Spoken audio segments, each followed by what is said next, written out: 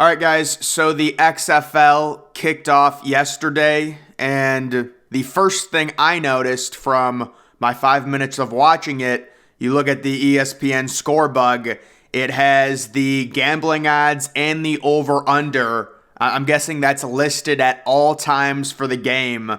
Is that not an overkill? Do we really need to know that Arlington is 3.5-point favorites? Also, this game was in Arlington and they were using the Rangers ballpark, which is just so sad because it is such a great ballpark that has now been turned into an XFL stadium. But guys, the major story from the XFL is their new kickoff rules. Should the NFL implement those, as well as the new totally transparent replay, which the NFL very easily could implement and really should implement with all of the allegations that these games this past year were rigged. Now, taking a look at the kickoffs, apparently this is just a safer way to do it, although I'm guessing if you take a look at the numbers on the current kickoffs, there can't be very many injuries as it is, because since they moved the kickoff line, I believe something like 80% of total kickoffs are touchbacks. The NFL should probably bite the bullet and adopt this kickoff rule to their games.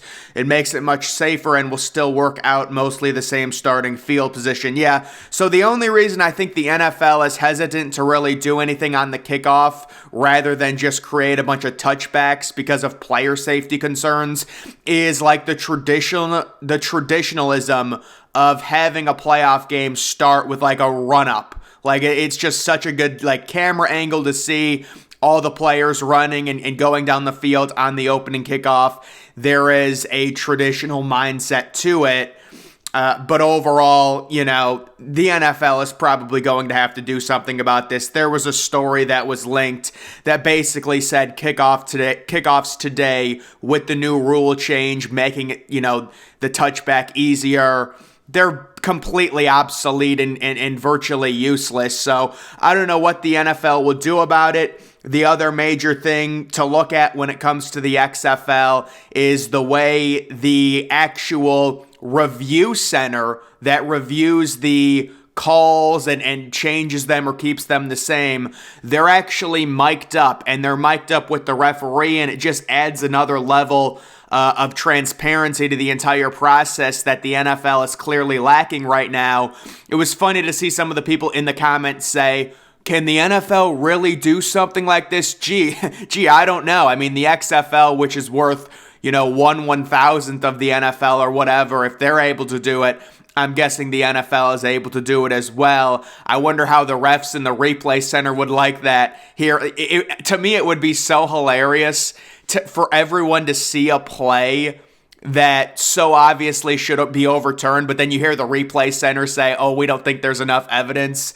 And I think they should do something like that. Obviously, it would make the game better. I don't know why they don't. If the XFL is pulling this out here, you would think the NFL, with all of the allegations of cheating and rigging games and doing certain things, you would think if they're not doing any of that, they would say, yes, let's add this to show people this is legitimate.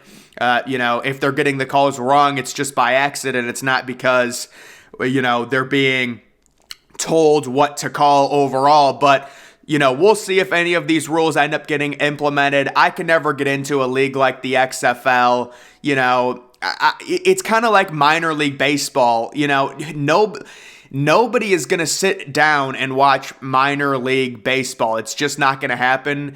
To me, the XFL is very similar, in that sense. Yesterday, we also got a rogue rumor. The Patriots may not see a massive gap between Mac Jones and Bailey Zappi. I don't know why, this person said Zap Bailey. I don't know if that's his nickname or what. But yeah, I would probably agree with that assessment that there's not a massive gap. But if the Patriots actually tried trading Mac Jones, they would probably significantly overvalue him. And then you would have teams undervaluing him based on his bad sophomore season. So there's really not a scenario I could see the Patriots trading Mac Jones unless they really didn't think highly of him. They're going to want back a significant amount in return for Mac Jones, even after his bad sophomore season. And I don't see a team willing to foot the bill for something like that. Bailey Zappi should have probably been a second or third round pick. The NFL is really weird with how they decide to pick quarterbacks in drafts.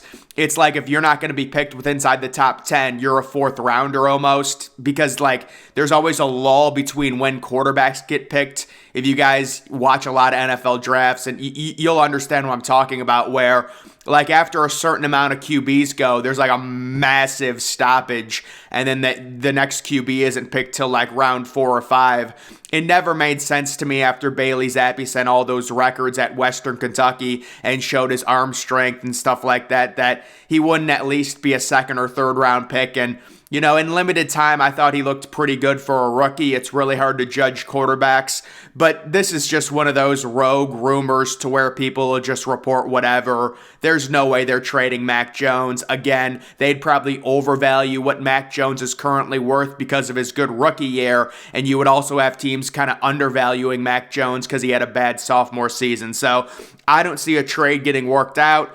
This is something that just irritates the hell out of me. So this was posted by PFF. I don't understand. You have a young quarterback. The number one goal has to be getting the quarterback help. You need to draft offensive skill position players. Jalen Carter, you know, there was something about Jalen Carter where he's never had a season at Georgia where he's had at least 10 tackles for loss or sacks, and apparently any defensive lineman that hasn't had a single season of double-digit tackles for loss in college, they've gone on to be busts. Why are you drafting Jalen Carter, man? Just get your young quarterback help. The number one goal is making sure Justin Fields is your future and surrounding him with talent. You're drafting 2 defensive tackles. Like, what is the point, you know? I just rage when I see drafts like this when you've got young talent. It's just like, it's the same thing with Daniel Jones. If I'm the Giants, I'm franchise tagging Daniel Jones. I'm re-signing Saquon Barkley. And I'm getting, in the first or second round, I'm getting a very good young receiver or a tight end, maybe Zay Jones, maybe Dalton Kincaid, and then I'm probably trying to trade for someone like a DeAndre Hopkins or a Mike Evans. I want my young quarterback to have a chance to show what he's worth, and you're not going to do that with the current skill that some of these teams have. So it's so annoying to see stuff like that. And then once again, this is something that ESPN keeps talking about, how the Bears should trade Justin Fields. Whenever you see something like this, I talked about it a few days ago, but my guess is ESPN is probably telling these experts or the draft analysts to say this, to say that the Bears should trade Justin Fields as a way to drum up debate within their network and a way to kind of get more page clicks and stuff like that, but in reality, you look at Bryce Young, there's scouts that say he is just so small. I mean, the thing is, people compare him to Kyler Murray, and he's taller than Kyler Murray, but Kyler Murray is legitimately thick. Like, legitimately, he actually has some weight to him. Bryce Young is just so frail. I mean, maybe he works out. He's certainly, I would say, in terms of just quarterbacks, when you combine touch, arm strength, everything, mobility, he's probably the best quarterback in this class. But Will Levis is just way stronger, way more physical, and then C.J. Stroud probably has a little bit better of an arm in terms of arm talent. He's like the complete package. The problem is, he's very small. So we'll have to see what happens with Bryce Young, but that is a big leap to make. I mean, number one, what is Justin Fields worth at this point if you really wanted to draft Bryce Young and trade Justin Fields? And number two, Justin Fields and the way he's built compared to Bryce Young, that is a crazy risk. And then number three, it's like we just have not seen what Justin Fields can be. If you go back to, I think it was like a Sunday night week 3 game against the Green Bay Packers this year, they had Justin Fields throw 11 total passes. Like, how can we judge and you could say, well, it's because they don't trust him. Okay, but it's like, how do you judge a young quarterback if he goes the entire game and he finishes 7 of 11? He's throwing 11 passes and he's, the quarterback. It's impossible to judge some of these guys, and it's mainly due to a lack of weapons. Next, we have Derek Carr. Says the top 4 landing spots: Jets, Saints, Panthers, Titans. So Derek Carr visiting the Jets. If I was Carr, I would probably pass on the Panthers and the Titans. Well, I don't know. The Titans really don't have any receivers. That's the thing. Robert Woods is old. Treylon Burks, I said they never should have drafted him last year. They end up taking him in the first round. So if I was Derek Carr, it's the Jets. It's maybe the Saints, depending on the situation surrounding Michael Thomas. I mean, you can't rely on him to be healthy, although they do have Chris Olave. But yeah, Derek Carr, going to the Saints, going to the Jets seems probably most likely. He's visiting there this weekend, and that would probably be a pretty good landing spot for him. I mean, the bar is really low to be a good quarterback on the Jets. If you get a 2 or a 3-year deal, with decent per year averages, you lead them to the playoffs. You've got a young running back, Breece Hall, who hopefully will be good coming off injury. You've got your young star receiver, Garrett Wilson. And again, the bar is low. Jets fans are just hoping to make the playoffs. When you've got those expectations and you're a quarterback, it's fun to try and build and help a franchise grow like that. So I'm guessing that's where he might decide to go.